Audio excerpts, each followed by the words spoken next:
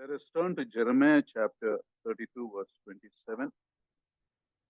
దేవుని వాక్యం నుంచి ఇర్మీయా రాసిన గ్రంథం 32వ అధ్యాయం 27వ వచనం చదువుకుంటాం. ఇర్మీయా 32:27.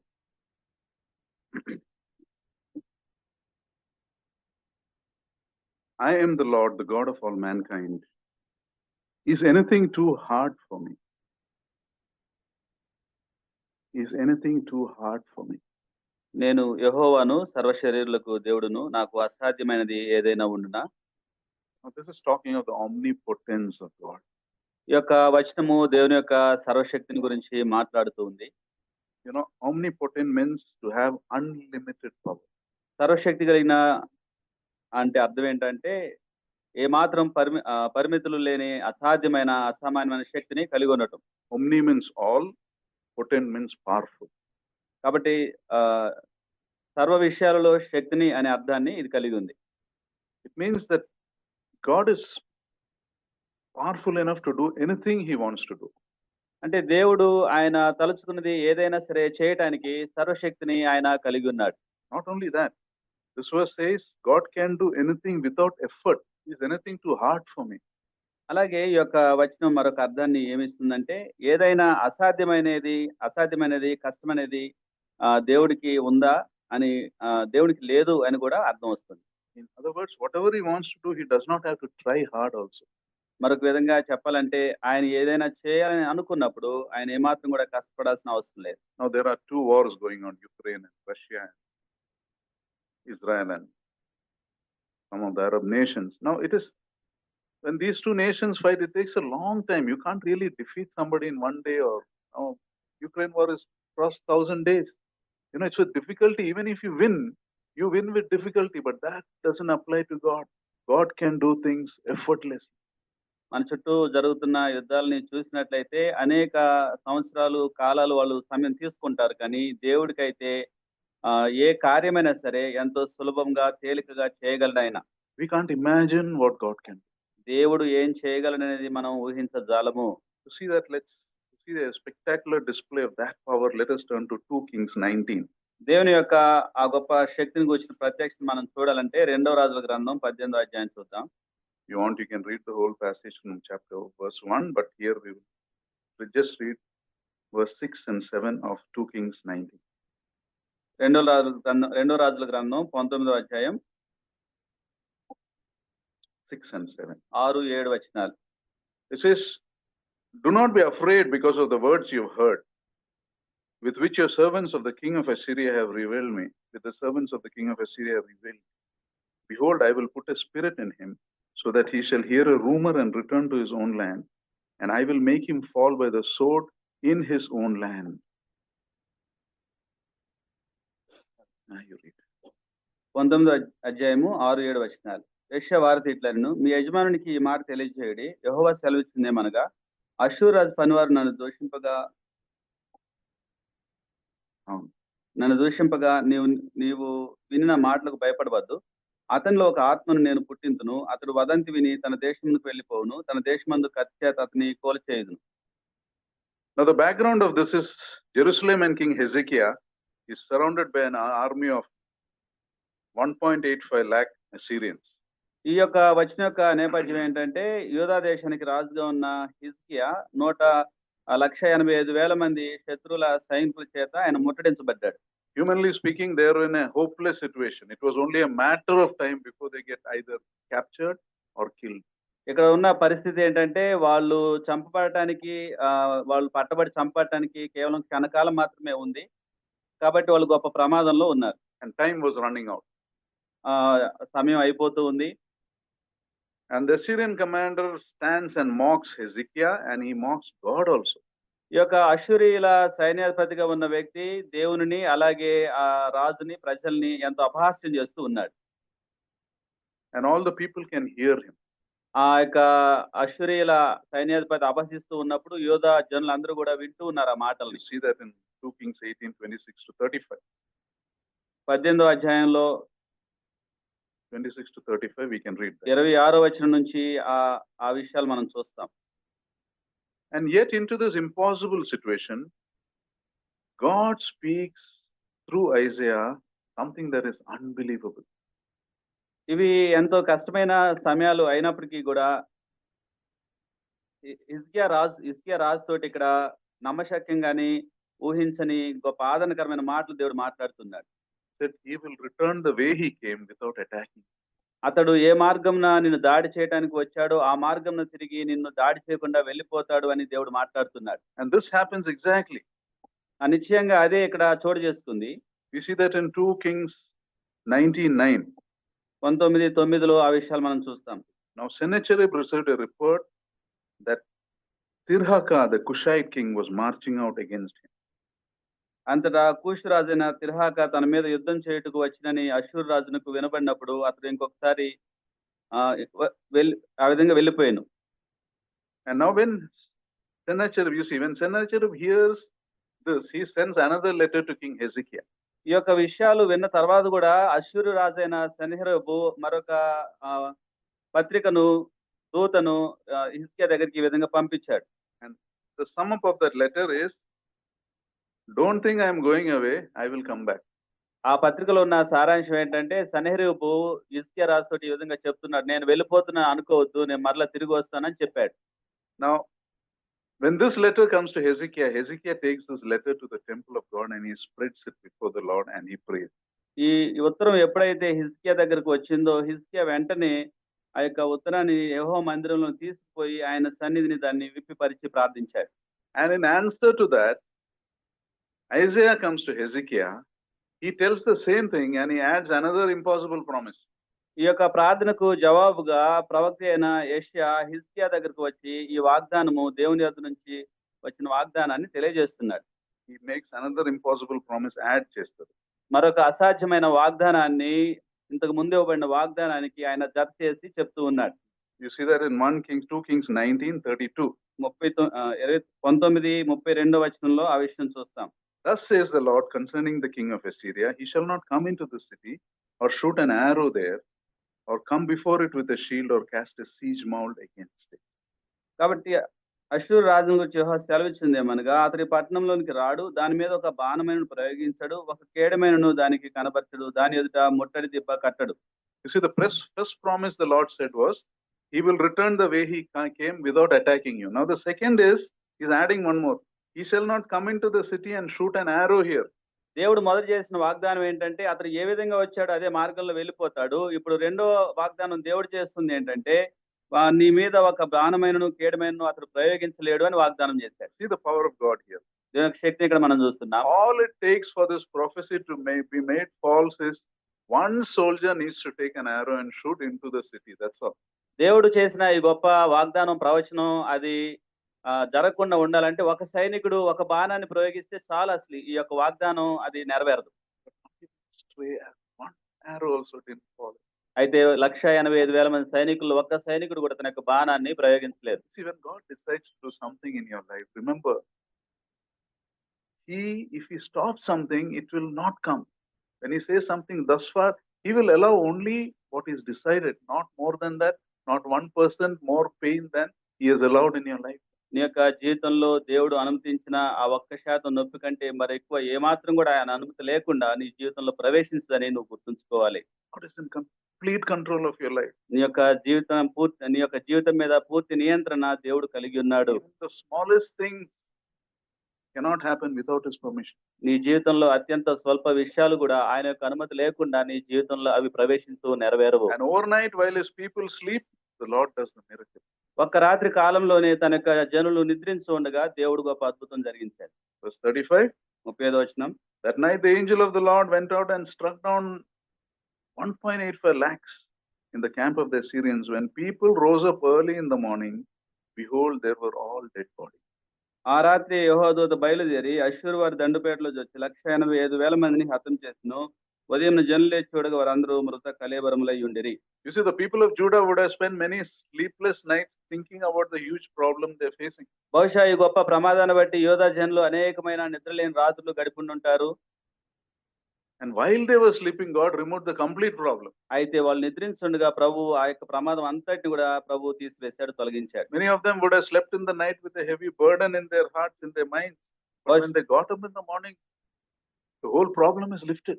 బహుశా చాలా మంది వాళ్ళు అనేకులు ఆ యోధా జనులు భయంతోటి భారంతోటి నిద్రించుంటారు కానీ ఉదయం లేచేసరికి ఆ భారం అంతా తొలగిపోయింది. That's the power. God is omnipotent.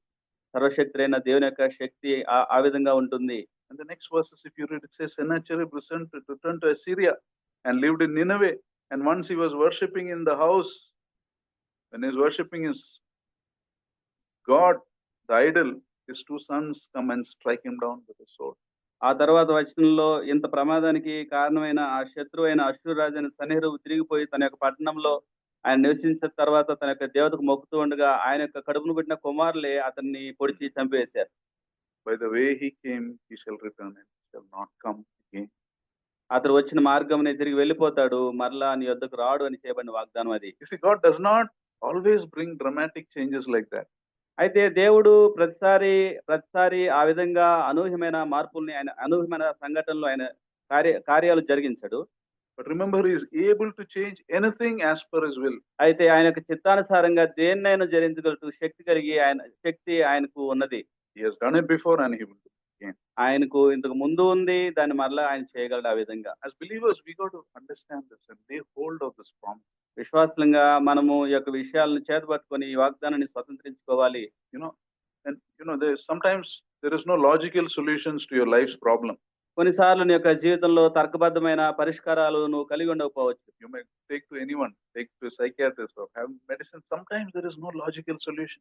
నువ్వు ఎక్కడికైనా ఎవరినైనా తీసుకెళ్ళొచ్చు కానీ కొన్నిసార్లు నీ జీవితంలో తర్కబద్ధమైన పరిష్కారాలు నువ్వు కలిగి ఉండకపోవచ్చు. Your mind knows this is impossible. నీ యొక్క మనసు చెప్తుంది ఇది ఎంతో అసాధ్యమైందని చెప్తూ ఉంటుంది. Your fear says this is going to get worse. నీ భయం చెప్తుంది ఇది మరింత ప్రమాదకరంగా మారబోతుందని చెప్తుంది.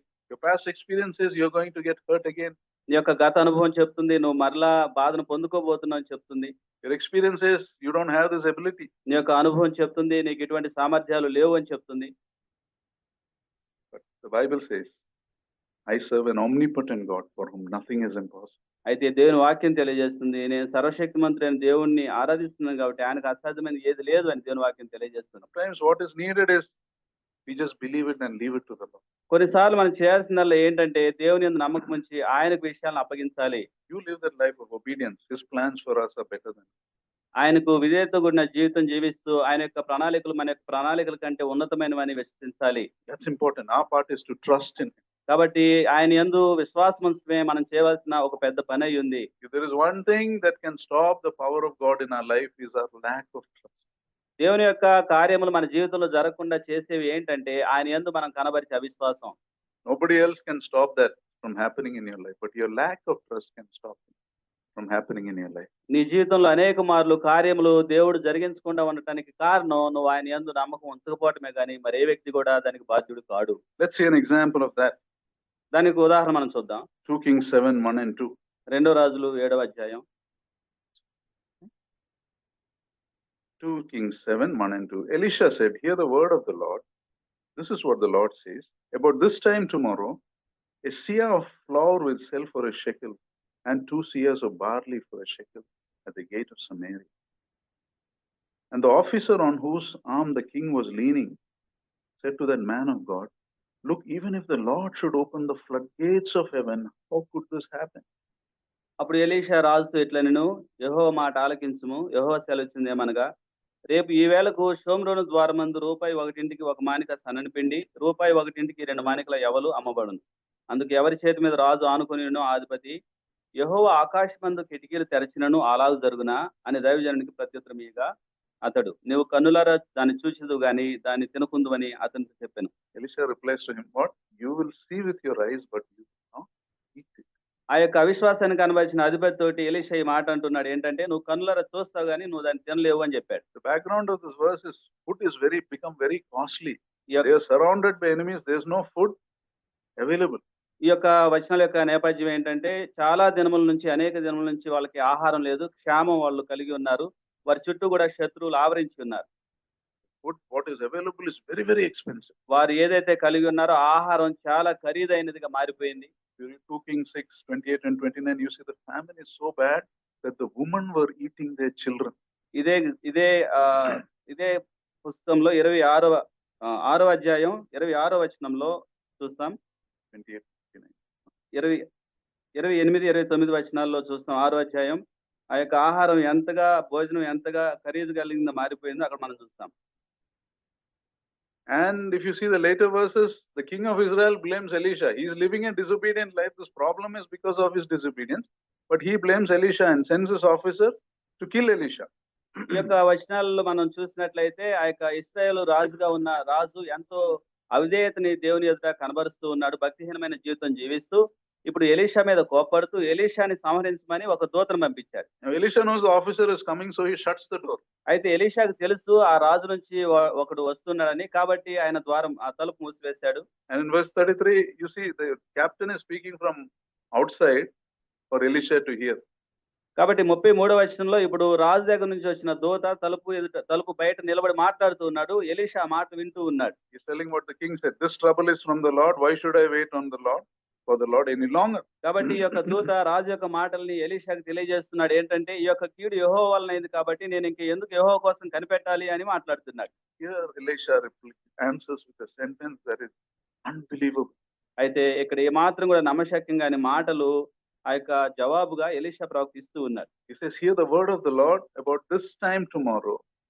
A seah of fine flour shall be sold for a shekel, and 2 seahs of barley for a shekel at the gate of Samaria.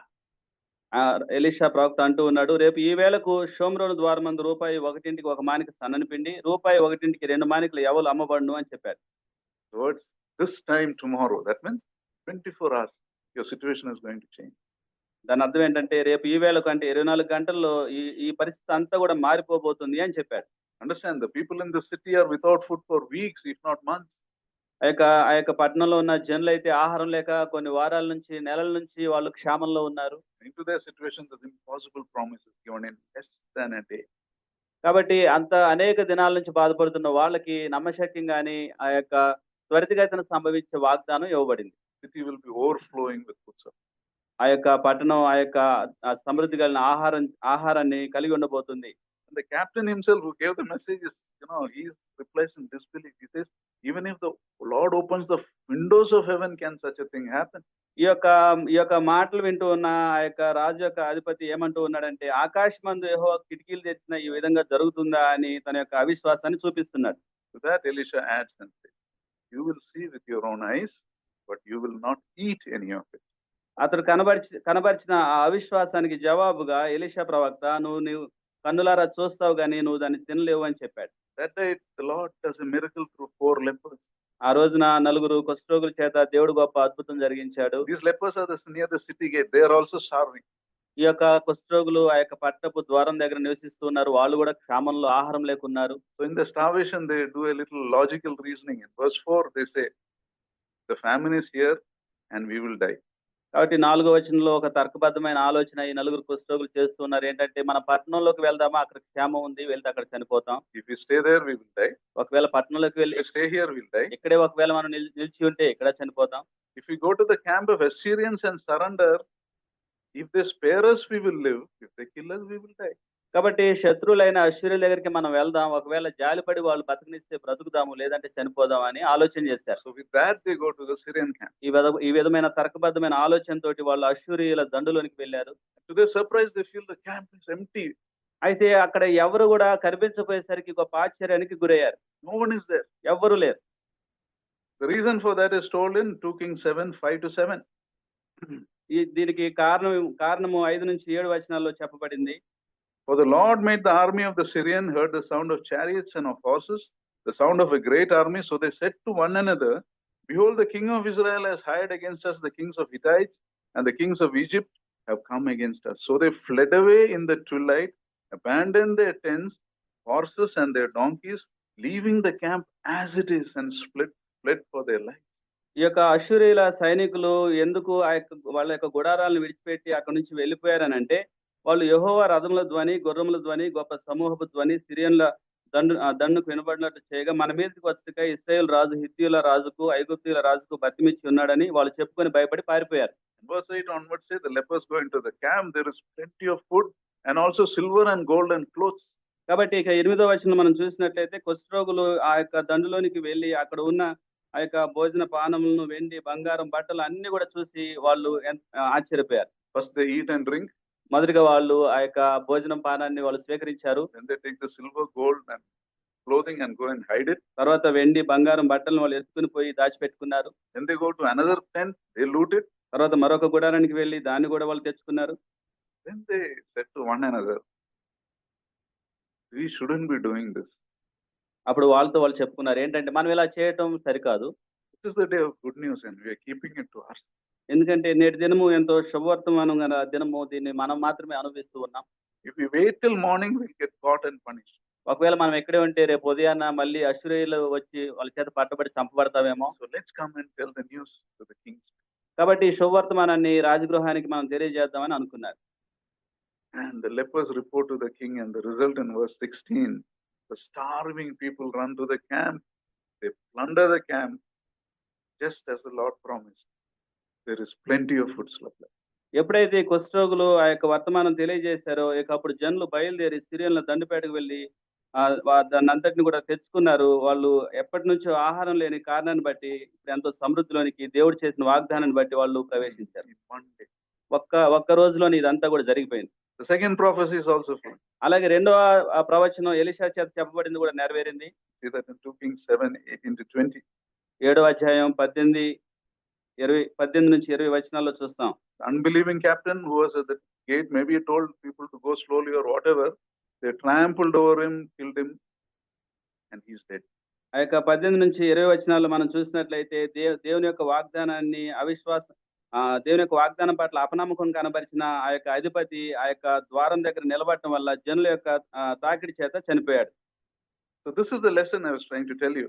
God is all powerful, but his lack of faith, our lack of faith, can stop us from enjoying his power in our lives.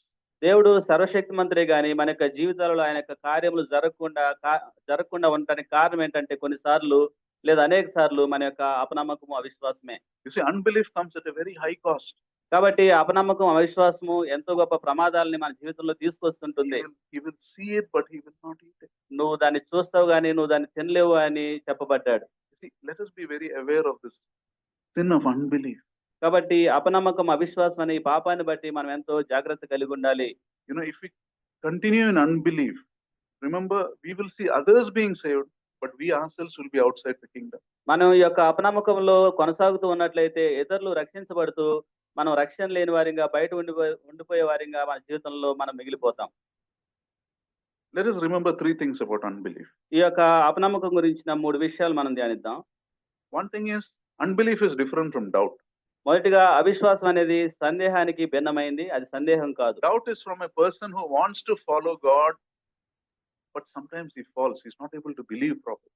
సందేహం ఏంటంటే దేవుణ్ణి వెంబడించాలని ఒక వ్యక్తి కోరుకుంటూ ఉంటాడు కానీ కొన్నిసార్లు పడుతూ ఉంటాడు కానీ వెంబడిస్తూ ఉంటాడు. Belief is rejecting. అయితే అవిశ్వాసం అనేది దేవుణ్ణి తిరస్కరించడం, Rejecting what God has told outright. దేవుడు చెప్పిన దానిని అదే పనిగా తిరస్కరిస్తూ ఉండటం. If you persist in doubt, sometimes that doubt can change to unbelief. That is where we should be careful. We must bring our doubts to the Lord and get right with God. మన యొక్క సందేహాలను ఎప్పుడు కూడా దేవుని దగ్గరకు తీసుకొచ్చి వాటిని మనం నివృత్తి చేసుకునే వారిగా ఉండాలి. You see, unbelief stops us from enjoying the blessings of God in our life. అయితే అవిశ్వాసము దేవుని యొక్క ఆశీర్వాదాలు మనం అనుభవించకుండా అది అడ్డుపడుతూ ఉంటుంది. It stops us from living the abundant life God wants us to live. దేవుడు మనకు అనుగ్రహించజూపుతున్న సమృద్ధి కలిగిన జీవాన్ని అనుభవించకుండా అవిశ్వాసం అడ్డుపడుతూ ఉంటుంది. You're worrying about tomorrow, but hasn't God provided you today? రేపటి గురించి నువ్వు చింతిస్తూ ఉన్నావు. నిజంగా ఈ దినమున దేవుడు నీకు కావలసినవన్నీ సరఫరా చేయటం లేదా? Hasn't he provided you all? నీ జీవితం అంతటి నువ్వు చూసినట్లయితే దేవుడు నీకు అనుగ్రహించలేదా? Hasn't he provided you in more difficult times? నీ కష్ట దినాలలో దేవుడు నీకు సహాయం చేయలేదా? Belief cuts off that. అవిశ్వాసము అవన్నీ జ్ఞాపకం లేకుండా చేస్తుంది. You worry about tomorrow and stop enjoying life today. రేపటి గురించి నువ్వు చింతిస్తూ దేవుడు ఇచ్చిన ఈ రోజుని నువ్వు అనుభవించకుండా సంతోషంగా ఉండకుండా జీవిస్తూ ఉంటావు. And tragically, unbelief robs you from the only hope we have for future. విషాదకరంగా ఈ యొక్క అవిశ్వాసం ఏం చేస్తుందంటే రేపు అనే దినాన్ని కూడా మనం దేవుడు అనుగ్రహించిన సమయాన్ని అనుభవించకుండా చేస్తుంది. Our hope, nirikshan. మన యొక్క నిరీక్షణని అది తీసివేస్తుంది. You see, we look at the world today, we see very clearly that there is no hope in this world. Do you see any hope? ఈ లోకాన్ని మనం చూసినట్లయితే, సమాజాన్ని చూసినట్లయితే నిజంగా ఎటువంటి నిరీక్షణ కూడా మనం కలిగి ఉండలేం. We are living in a doomed planet. ఎంతో నాశనానికి గురైన ఈ యొక్క భూగ్రహంలో మనం జీవిస్తూ ఉన్నాం. Developed countries like Sweden and Finland are telling their citizens to store up food and water in case a nuclear bomb attack happens. ఇంకా ఆ యొక్క కొన్ని దేశాలు స్వీడన్ లాంటి, ఫిన్లాండ్ లాంటి దేశాలు చూసినట్లయితే ఏదైనా న్యూక్లియర్ బాంబు వచ్చి మన మీద దాడి చేస్తారేమో అని కావాల్సిన ఆహార పదార్థాలు వాళ్ళు ఇప్పుడే వాటిని పోగు చేసుకుంటున్నారు. They are much better off than us. Remember that.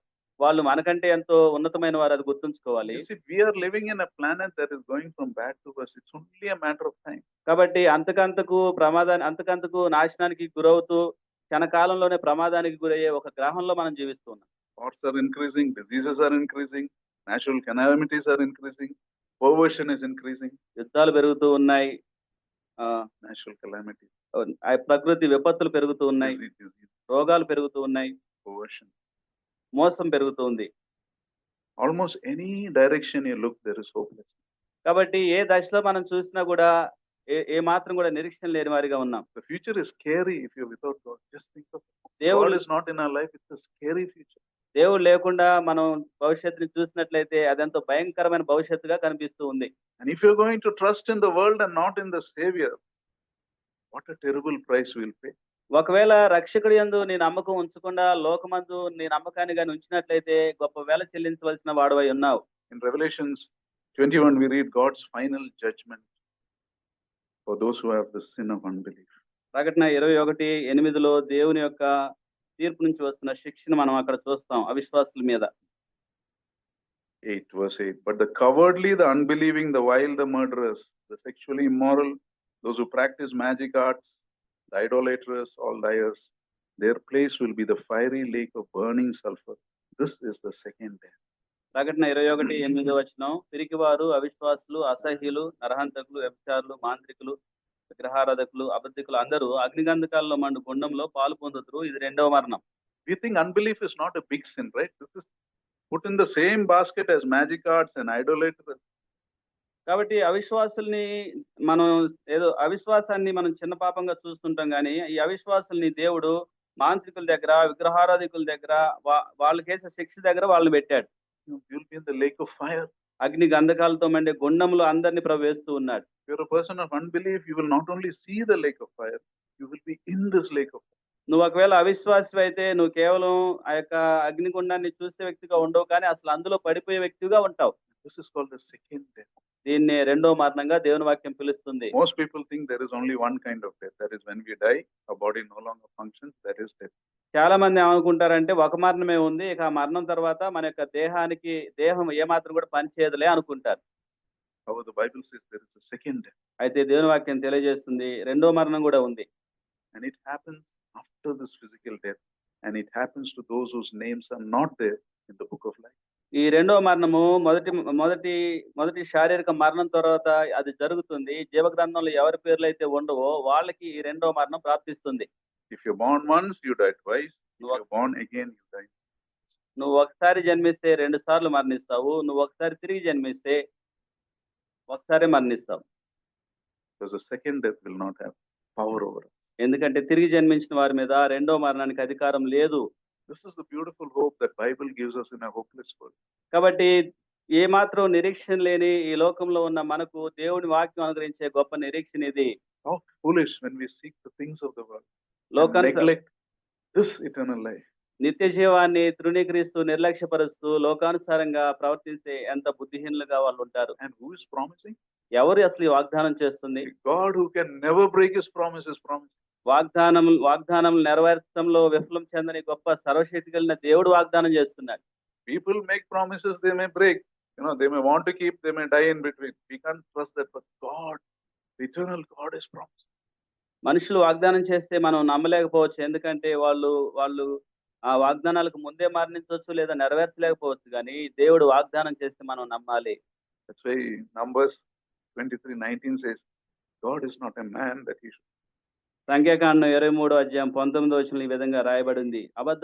దేవుడు అబద్ధమాడుటకు ఆయన మానవుడు కాడు. He is not a son of man that he should change his mind. పశ్చాత్తాపడుటకు ఆయన నరపుత్రుడు కాడు. Does he speak and not act? ఆయన చెప్పి చేయకుండా, Does he promise and not fulfill? ఆయన మాట ఇచ్చి స్థాపించకుండా.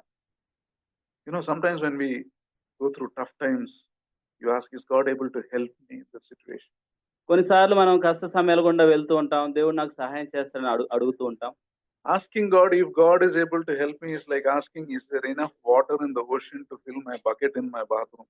ఒక సమస్య గుండా నువ్వు వెళ్తున్నప్పుడు దేవుడు నాకు సహాయం చేయగలడని నువ్వు గాని అనుమానిస్తూ ఉంటే అది ఎలా ఉంటుందంటే, ఒక సముద్రం దగ్గరికి బకెట్ పట్టుకొనెళ్ళి అందులోకి నీళ్లు ఉన్నాయా లేవా అని నువ్వు అనుమానించినట్లు ఉంటుంది. It is like asking, does the sun have enough sunlight to light my room? నా నా యొక్క గదిలోనికి ఆ కాంతి రావడానికి కావాల్సినంత కాంతి సూర్యుని దగ్గర ఉందా అని నువ్వు అడిగినట్లుంటుంది. The God will dramatically change conditions in one night. Will he not strengthen us when we are weak? Is he not able to answer what we are going through in life? కాబట్టి ఒక రాత్రి కాల సమయంలోనే ఆ యొక్క నమ్మశక్యం కానంతగా సంగతులను మార్చివేసినంత గొప్ప దేవునికి నీ జీవితంలో నీ ప్రార్థనలకి జవాబులు ఇవ్వటం ఆయన నిజంగా ఆలస్యం చేస్తాడా? Is he not able to hear when you pray? నువ్వు ప్రార్థించినప్పుడు ఆయన వినకుండా ఉంటాడా? Is he not able to give you what you need? నీకు అవసరమైనది ఆయన ఆయన అనుగ్రహించకుండా ఉండగలడా? Is he not able to lift your burden that Yeah. you are struggling with? నువ్వు దేనితో అయితే బాధపడుతూ ఉన్నావో ఆ భారాల్ని ఆయన తీసివేయలేడా? Is he not able to guide us when we are lost away? మన యొక్క మార్గములు మనం తప్పిపోయినప్పుడు ఆయన నడిపించే దేవుడుగా నడిపించుటకు శక్తి కలిగిలేడా? Yes, he is able. అవును, ఆయన శక్తి కలిగి ఉన్నాడు. ఇవన్నీ చేయగలడు ఆయన. But we must trust. అయితే మనం చేయాల్సింది ఏంటంటే ఆయన యందు విశ్వాసం ఉంచాలి. Not trusting is what stops great things from happening in. ఎప్పుడైతే మనం ఆయన యందు విశ్వాసం ఉంచమో గొప్ప కార్యములు మన యొక్క జీవితంలో దేవుని యొద్ద నుంచి మనం చూడలేము. You know, not trusting in God is the ultimate tragedy itself. అసలు దేవుని యందు ఎప్పుడైతే నమ్మకం ఉంచమో జీవితంలో చోటు చేసుకునే గొప్ప విషాదం కూడా అదే. You have such a huge resource, but you're not making use. గొప్ప వనరులు దేవుడు ఇవ్వజూపినవి ఉన్నవి, కానీ మనం అవిశ్వాసం వల్ల వాటిని మనం ఉపయోగించుకోలేకపోతున్నాం. Belief is a great sin. కాబట్టి అవిశ్వాసం అనేది ఒక గొప్ప పాపము. Israelites were a promised people. They were the chosen people. Yet in Hebrews it tells they were unable to enter the promised land because of their unbelief. ఇశ్రాయేలీయులు వాగ్దానం పొందిన జనులు, దేవుని చేత ఏర్పరచబడిన వారు, కానీ వారి అవిశ్వాసాన్ని బట్టి వాగ్దాత భూమిలోనికి ప్రవేశించలేదని వాక్యంలో రాయబడ్డది. 19. హెబ్రీ 3:19 చూస్తాం. Unbelief is the absence of faith. You don't have faith in you. God has done great things in your life. Still you don't have. అవిశ్వాసం అనేది నీ జీవితంలో దేవుడు గొప్ప కార్యములు జరిగించినప్పటికీ కూడా నువ్వు ఏమాత్రం కూడా ఆయన విశ్వాసం చూపించకపోవడమే అవిశ్వాసం అంటే. ప్రార్థించుకుందాం. And let us ask the Lord, Lord, help me to live that life without unbelief. Give me that. That's why the Bible says you must have childlike faith to enter the kingdom of heaven. A child will not question many things.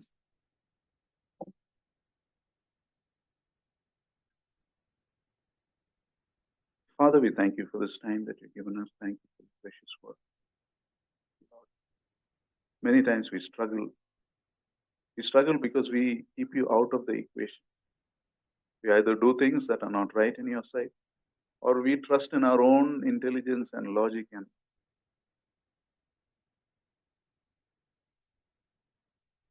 analysis of the whole thing. And we miss out this great power in our life. You have kept such a great blessing, such a great resource, your very presence, your power, your wisdom. Lord, cleanse us of this sin of unbelief that can stop the blessings, your blessings in our life today, that can take us to hell tomorrow. Lord, may none of us be guilty of this sin of unbelief. Cleanse us, Master. We thank you, we praise you, Lord. Accept this prayer, for we offer this in the sweet and exalted name of our Lord and our Savior, Jesus Christ. Amen. Now to him who is able to keep you from falling and to present you before his glorious presence without fault and with great joy, to the only God our Savior be glory, majesty, power, and authority, through Jesus Christ our Lord, before all ages, now and forevermore. Amen. Thank you. God bless you.